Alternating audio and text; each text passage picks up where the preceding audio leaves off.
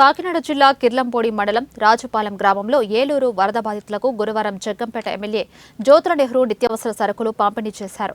రాజుపాలెం గ్రామ సచివాలయం వద్ద గ్రామ టీడీపీ నాయకులు గంధం ఈశ్వరరావు, గోడే దొరబాబు, పోకల దొరబాబు ఆధ్వర్యంలో ఏర్పాటు చేసిన కార్యక్రమంలో ఎమ్మెల్యే నెహ్రూ పాల్గొని వరద బాధితులకు 25 కేజీల బియ్యం, కందిపప్పు, పంచదార, ఉల్లిపాయలు, బంగాళాదుంపలు, కేజీ పామాయిల్తో కూడిన కిట్లు అందజేశారు. అనంతరం ఎమ్మెల్యే నెహ్రూ మీడియాతో మాట్లాడారు. ఎలా చూడమ్మా ఎలా చూడమ్మా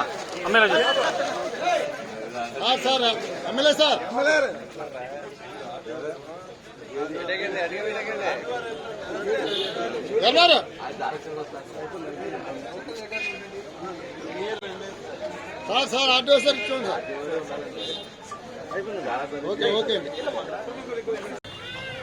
ఆథరైజ్డ్గా మన ఆర్డీఓ గారు చెప్తారు.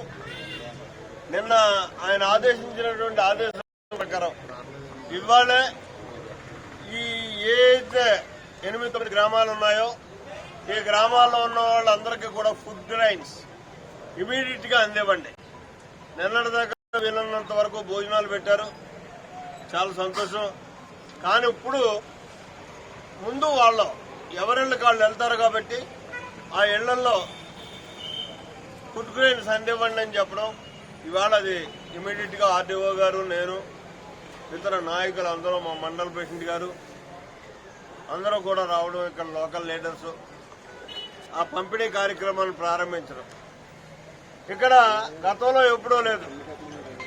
ఆయన ఆదేశించారు సీఎం గారు, మా గొప్పతనం కాదు ఇది, ట్రాక్టర్ల మీద ఇంటింటికి పట్టుకెళ్ళి ఇవ్వండి అని చెప్పేశారు.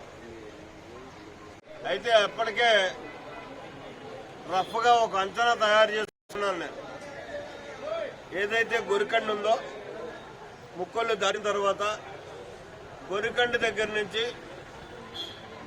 మామిడాడ వరకు ఉన్నటువంటి ఏ గ్రామం కూడా ముంపు గురి కాకుండా ఉండాలన్నా, ఏ